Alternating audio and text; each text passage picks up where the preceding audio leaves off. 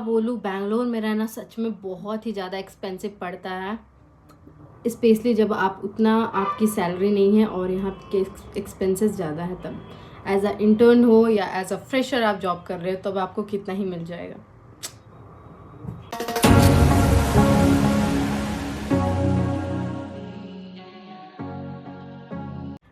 Hi guys, again welcome back to my YouTube channel. This is Preeti और आज का blog में स्वागत है। सो गाइस, आज का ब्लॉग का तो आप लोग थंबनेल देख करके समझ ही गए होंगे कि किस टॉपिक के बारे में बात करने वाली है। तो डेफिनेटली ये आज का ये ब्लॉग आपके लिए बहुत ही इंफॉर्मेटिव और गाइडेंस वाली होने वाली है। गाइडेंस वाला होने वाली है, जो भी है मिक्स है। सो गाइस, इस ब्लॉग में मैं बात करने वाली हूँ कि जो रियल में मेरे साथ हो रहा है, यहाँ के एक्सपेंसेस या यहाँ पे बैंगलोर में रहना इतना एक्सपेंसिव क्यों माना जा रहा है या इतना एक्सपेंसिव क्यों हो रहा है, वो सारी चीज़ें मैं आज इस ब्लॉग में कवर करने वाली हूँ। सो डेफिनेटली ब्लॉग को एंड तक देखो और थोड़ा भी आपको हेल्पफुल और अच्छा लगे तो don't forget to subscribe my channel और थोड़ा सा कमेंट भी करो ताकि मुझे चीज़ें समझ में आने लगे कि हाँ, नए सिटी मूव करते हो तो सबसे पहले तो आपको रहने के लिए एक छत चाहिए होता है। तो डेफिनेटली कुछ लोग तो स्टार्टिंग में पीजी में रहते हैं, मैं भी अभी रह रही हूँ, ऐसा नहीं है। तो कुछ लोग पीजी में रहते हैं और कुछ लोग नॉर्मल फ्लैट भी ले लेते हैं जिनके पास जैसा बजट। सो वही है। सो आप जब अगर फ्लैट पे शिफ्ट होते हो तो फ्लैट में अगर आप पहले शिफ्ट हो रहे हो तो वहाँ पे आप जैसा आपका बजट है उसके अकॉर्डिंग आप रेंट पे एक महीना का आप अगर आपने कोई फ्लैट सेलेक्ट किया तो उसके बाद आपको उसका 6 मंथ का एडवांस देना है। चलो वो तो एक चीज़ हो गया। उसके बाद आप वहाँ पे रह रहे हो, आपको गैस चूल्हा ये सारी चीज़ें तो चाहिए। खाना कहाँ से आएगा भाई, तो उसके लिए तो वो सारी चीज़ें चाहिए। तो आप पहले वो सारी चीज़ें खरीदोगे धीरे धीरे। फिर उसके बाद आपको वाईफाई की भी ज़रूरत पड़ती है, क्योंकि कभी कभी वर्क फ्रॉम होम है तो आपको वाईफाई की ज़रूरत पड़ेगी ही।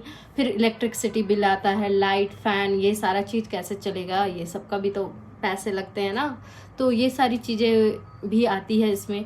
तो इस तरह से आपका छोटा थोड़ा कुछ चीज़ें ऐड करते करते बजट सबसे ज़्यादा तो हमारा रेंट पे ही जाता है, क्योंकि यहाँ पे रेंट ही अगर आप 1 BHK का ले रहे हो तो 16 to 18 है, जो कि आपको बस खाली घर मिलेगा। उसके बाद आपको उस पर जो भी मैट्रेस बेड वगैरह ये सारा कुछ लोगे तो उसका अलग एक्सपेंसेस है। तो इसलिए मैं बहुत बार प्रिफर की हूँ, या पहले अगर आप सिंगल हो तो आप ऐसे पीजी में रह सकते हो, बट अगर आप मैरिड हो तो डेफिनेटली आप मैं बोलूँगी मोस्टली प्रिफर करो कि स्टार्टिंग में थोड़ा पीजी में रह सकते हो, बिकॉज पीजी ज़्यादा कंफर्टेबल रहता है। और अगर आप में इतना है कि आप काम वाम सब चीज़ कर सकते हो, मैनेज पढ़ाई भी सब मैनेज कर सकते हो, तो डेफिनेटली आप फ्लैट शिफ्ट कर सकते हो। आपका ऐसा नहीं है कि आपके करने पे डिपेंड करता है, क्योंकि मेरे पास उतना टाइम नहीं होता है, इसलिए मैं अभी पीजी पे हूँ। जब अगर ज़्यादा थोड़ा टाइम भी होगा और थोड़ा मुझे लगेगा कि मैं मैनेज कर सकती हूँ तो मैं फ्लैट पे मैं जल्दी शिफ्ट करूँगी, क्योंकि अभी हम दोनों के लिए ठीक है, सूटेबल है, इसलिए मैं अभी फ्लैट पे हूँ, या फ्लैट में नहीं पीजी में हूँ।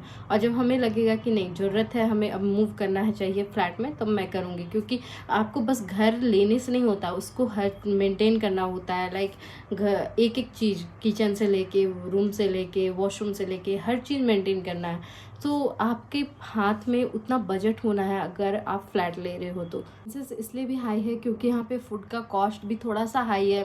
मैंने जहाँ पे तक मैंने देखा, मैंने हैदराबाद में भी रहा, मैं उसके बाद कोलकाता में भी थी, उधर के सिटी के अकॉर्डिंग बैंगलोर में फूड का भी एक्सपेंसेस ज़्यादा है। यहाँ पे ट्रैवल एक्सपेंसेस डेफिनेटली बहुत ज़्यादा है, due to just because of traffic, क्योंकि उसके वजह से इतना ज़्यादा एक्सपेंसेस होता है। मैं एक बार गई हूँ कहीं जाने के लिए, आपको बस जाने के लिए अगर ऑटो से ही जा रहे हो तो आपको 300 चार्जेस पड़ेगा, चाहे 8 किलोमीटर हो या 10 किलोमीटर हो। 10 किलोमीटर तो ज़्यादा ही बोल दी, 8 किलोमीटर ही ले लो, आपको 300 जाना 300 आना। इस तरह से आपको यहाँ पे इतना ज़्यादा कॉस्टली पड़ता है। तो मैं सोची कि यार इतना क्या है, तो फिर पता चला इतना ट्रैफिक वगैरह ये सब चीज़ होता है। उसके वजह से जो यहाँ के कैब वाले या उबर ओला वाले या रैपिडो वाले अपना चार्जेस हाई कर देते हैं। तो मैं बोली चलो ठीक है, अब क्या ही कर सकते हैं। सो इस तरह से आप ना छोटा छोटा चीज़ें हैं आपकी लाइफ में, जैसे आप कहीं आउटिंग पे जा रहे हो, कभी बाहर जा रहे हो, तो थोड़ा थोड़ा अमाउंट सब ये होके मर्ज होके बहुत ज़्यादा हो जाता है। सो इस तरह से यहाँ पे एक्सपेंसेस आपके थोड़े थोड़े थोड़े चीज़ों पे ही बढ़ जाते हैं। अच्छा। मैं ऐसा नहीं बोल रही हूँ कि यहाँ पे सर्वाइवल बिल्कुल नहीं हो सकता, सर्वाइवल हो सकता है, बट अगर आप 30,000 ऐसा कुछ कमा रहे हैं तो बहुत मुश्किल है लाइक उसमें सेविंग करना, बिकॉज आपके एक्सपेंसेस ऑलरेडी बढ़ गए हैं। यहाँ रहना, फिर यहाँ से आप जो ट्रैवल करके जाओगे, अगर सिंगल है तो चलो ठीक है, पीजी में हो थोड़ा बहुत भी ऊपर नीचे करके थोड़ा चल जाता है, बट फिर भी उसमें बहुत ही हार्ड है सेविंग करना, क्योंकि यहाँ पर रेंट ही और रहना खाना ही ज़्यादा पड़ जाता है। तो आपको मन भी तो करेगा ना, कभी कभी कलीग्स के साथ टीम मीटिंग हो गया या कहीं जाना हो गया आउटिंग, तो वो सारे एक्सपेंसेस भी तो आ जाते हैं ना, इसलिए थोड़ा ज़्यादा लाइक क्या होता है, अमाउंट बढ़ जाता है। सो इसी वजह से मैं बोल रही थी। ठीक है। अगर आपको बैंगलोर में डेफिनेटली सर्वाइव करना है, लॉन्ग टाइम का सोच रहे हो, तो डेफिनेटली अच्छा पैसा कमाना बहुत ज़रूरी है, नहीं तो आपका सर्वाइवर बहुत मुश्किल है यहाँ। और ठीक है, वक्त के साथ सब अर्न कर लेते हैं, लेकिन वही है कि मैं इसलिए ओवरव्यू दे रही थी ताकि आप अगर प्लान कर रहे हो बैंगलोर में शिफ्ट करने का, या आपका लाइक जॉब वगैरह बैंगलोर में हुआ, तो डेफिनेटली मैं यही सजेस्ट करूँगी कि आप थोड़ा सा अपना एक्सपेंसेस, ये सारे चीज़ें थोड़ा सा लाइक क्या बोले, डिवाइड कर लो कि इतना में मुझे ये बजट में ये चाहिए, इतने बजट में मुझे ये चाहिए, इतने बजट में मुझे इन्वेस्टमेंट करना है। ये सारा कुछ करने के बाद जो पैसे बच रहे हैं उसमें आप थोड़ा बहुत कुछ स्टार्ट करो। ओके गाइस, आज का ये छोटा सा ब्लॉग और इन्फॉर्मेटिव ब्लॉग मैं यहीं पे एंड करती हूँ। और आपको मेरा ये ब्लॉग थोड़ा भी अच्छा लगे तो don't forget to like share and subscribe to my channel. चलो मिलते हैं अब नेक्स्ट ब्लॉग में, टाटा।